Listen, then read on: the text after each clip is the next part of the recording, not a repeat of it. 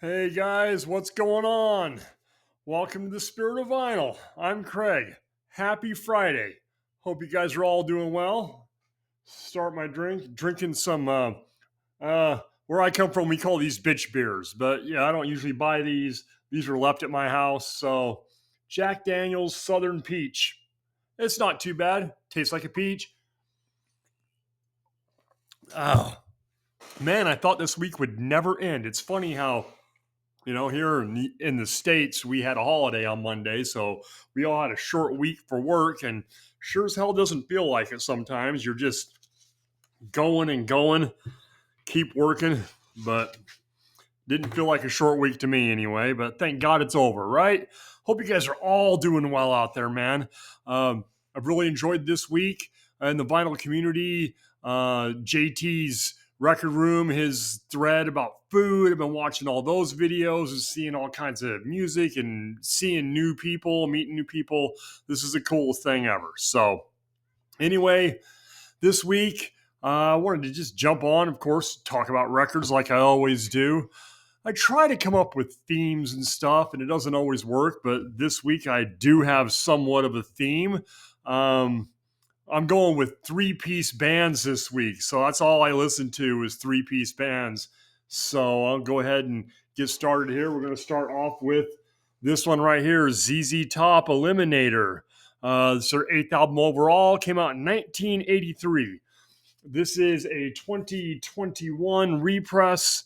Made in Germany, it says. It's a Walmart, came out Walmart limited edition yellow. So there's the inner sleeve is totally black on one side. It's got the car on the other side.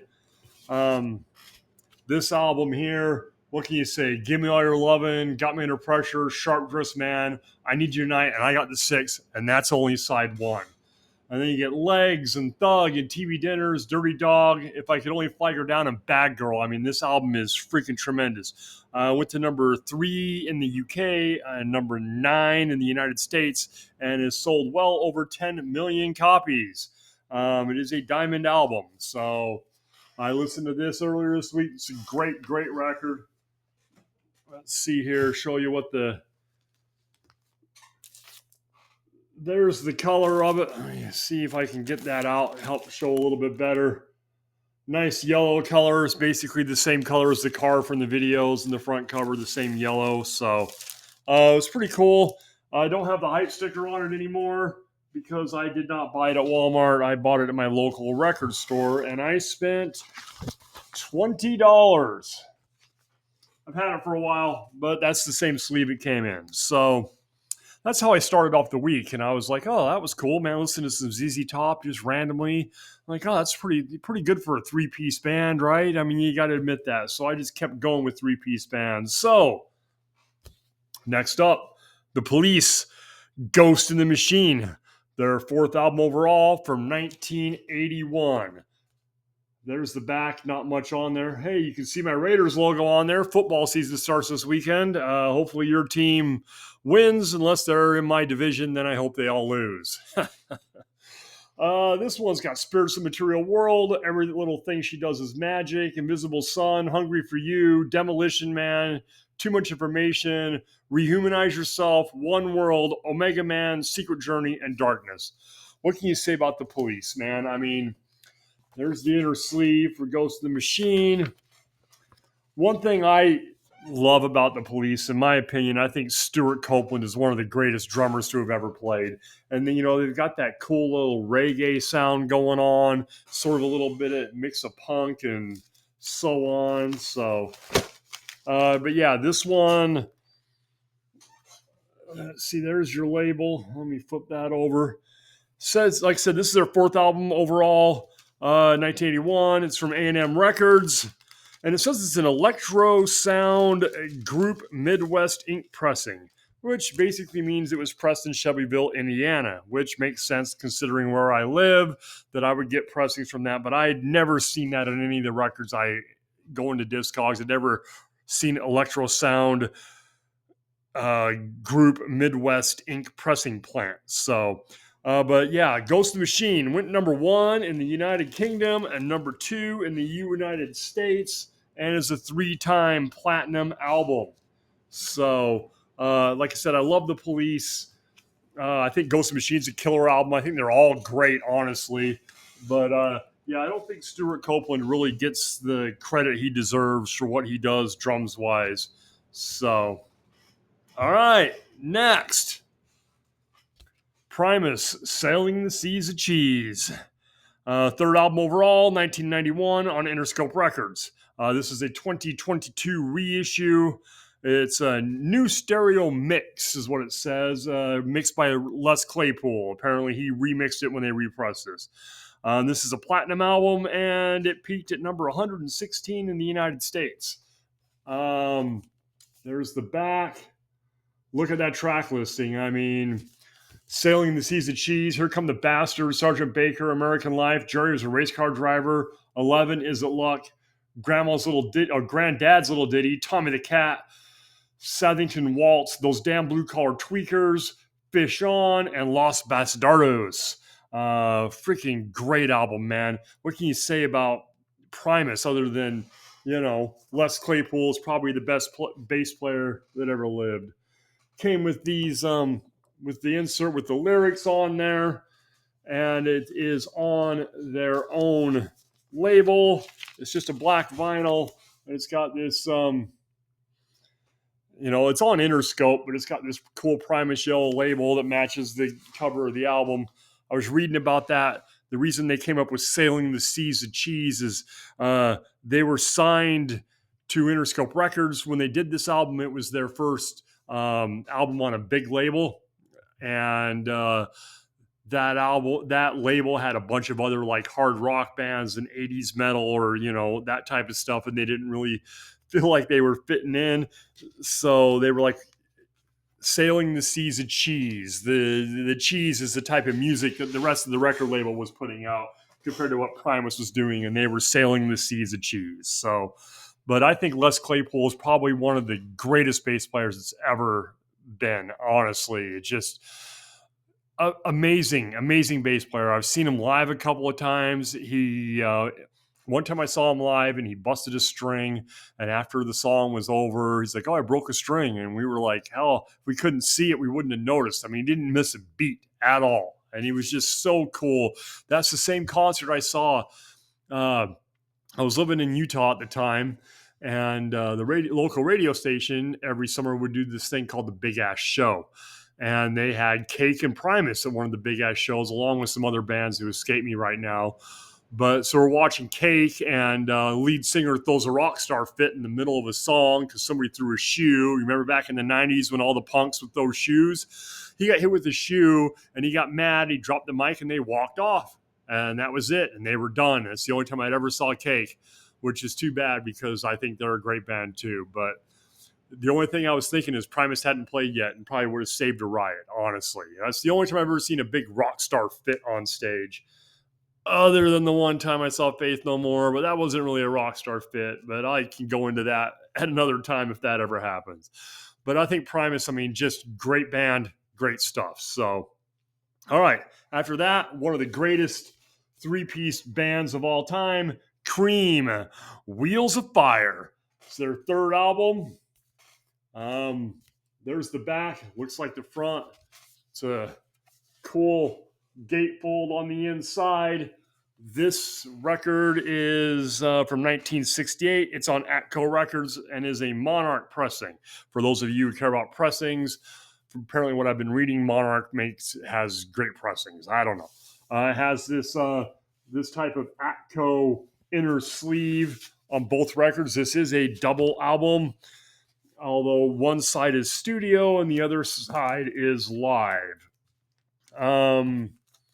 Let's see here. Live at the Fillmore. There's the old school Atco labels. The live is Crossroads and Spoonful on side 3, and then side 4 has Train Time and Toad. The live stuff is pretty cool, but the studio stuff is what I prefer when I listen to this record. Great band, Jack Bruce. Another, great bass player. Ginger Baker on the drums, Eric Clapton on guitar. This one's got White Room, Sitting on Top of the World, Passing the Time, As You Said, Pressed Rat and Warthog, and Politician. Those Were the Days, Born Under a Bad Sign, Deserted Cities of the Heart, and then Crossroads, Spoonful, Train Time, and Toad. Cream, Wheels of Fire, 1968, Atco Records. Great album, great band. What can you say about Cream? You know, that hasn't already been said probably multiple times on these channels. So, all right, next up, Stray Cats, Built for Speed. 1982 is considered a compilation album, but it's also the first U.S. album. Basically, they took 6 songs from their debut album in the U.K. and 5 songs from their second album, put them together, released in the United States as the Stray Cats debut album in the U.S. This got Rock This Town, Built for Speed, Rev It Up and Go, Straight Cat Strut, Little Miss Prissy. I mean, what a freaking great band these guys were. Let's see here. You've got Brian Setzer, of course, Slim Jim Phantom, and Lee Rocker. And the bass and the drums and the guitar in this is just a great band. Great rockabilly sound. Straight Cats. I mean, I never get tired of listening to this record.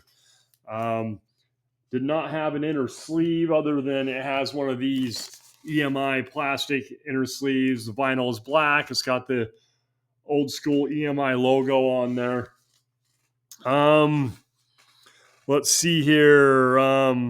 First album in the U.S. and went to number 2 in the U.S. and sold 1 million copies. So, but yeah, this is the only Stray Cats album I own. I was actually at the record store today. I saw the Stray Cats logo at the top, and I'm like, damn it, it's the same thing. Another copy of Built for Speed. I seem to run into these in the wild, but I don't seem to run into anything else out there. But this is a great record, great album all the way through and through. Stray Cats, Built for Speed. And finally, another band, another 3-piece band, which a lot of people consider some of the greatest ever, and that is Rush, Moving Pictures. 8th album overall from 1981. It's on Mercury Records, and this is a Presswell pressing. Went to number 3 in the United States and the United Kingdom, and is 5 times platinum. There's the back cover right there. Has a pretty decent, steady inner sleeve, kind of, very sturdy. Pictures of the guys right there. What can you say about Rush, honestly, that hasn't already been said? Great band. I've never been a huge Rush fan, but, I'm not that big into the prog type sound of music, but this is a freaking great album. It starts off with Tom Sawyer, Red Barchetta, then it got XYZ and Limelight on side 1. And XYZ is a instrumental. I'm not really big on instrumentals, but man, I was listening to it last night and just actually sitting and listening to it and not doing anything else, which is probably the first time I've ever done that with this record. And just the production value and the guitar work and the drums and the bass and the keyboard and everything. It's amazing. This is an amazing record. Side 2's got 3 songs called The Camera Eye, Witch Hunt, and Vital Signs. But this is, a tremendous record. It really is. I don't know what else to say. Like I said, I've never been a huge Rush fan. I only own this and, what's the other one called? I got one more. It'll come to me later. It's the one right before this in their discography, if that helps you guys at all. Thing about this one, it's a little thin. Look how wobbly that record is. So this is one of the ones that was found in the dumpster, or I probably never would have owned it because it never would have crossed my mind to buy Rush music because I've never really been that big of a fan. But I sure am glad I have this album. This is such a killer record. It's, and it starts off with Tom Sawyer, which I know has been played to death on the radio or whatever, but this is a killer album. Like I said, number 3 in the US and the UK and sold 5 million copies. So, but yeah, that's pretty much it. Thanks for tuning in, guys. That's pretty much what I did this week. Kind of a short week. This is, the 3rd video I've done this week. kind of busy because of the holiday or whatever. So I didn't have a whole lot of time to listen to a ton of music. So I only had this little bit in, and, all three-piece bands. And what I found by listening to these bands, ZZ Top, The Police, Primus, Cream, Stray Cats, Rush, is how great they are. The three-piece power type trio sound just, tends to, I don't know what it is, man. They were all so great, and putting out as much sound and killer music as, if they had 5 or 6 people in the band, sometimes it seems like. So really, really impressed with every single one of these bands. Of course, all these bands are iconic bands that I'm talking about. I'm not talking about anything that nobody's ever heard. So, but that Rush album, I was really blown away by Moving Pictures. Of course, I've heard on multiple occasions in the past, but it's really the first time I sat down and actually just listened to it and did nothing else. And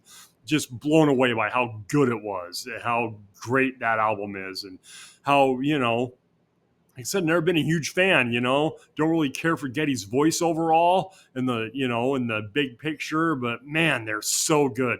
Such a good band. So yeah, that's, kind of my impression, three-piece bands. And I'm thinking, oh, what else do I have as three-piece bands? And there's plenty more out there that that we all have. So anyway, thanks for watching once again. I hope you guys all have a wonderful weekend. Have a drink on me. Have a drink on yourself or whatever. Enjoy yourself. Thank you much. I really appreciate it. And we'll talk to you all in a few days, guys.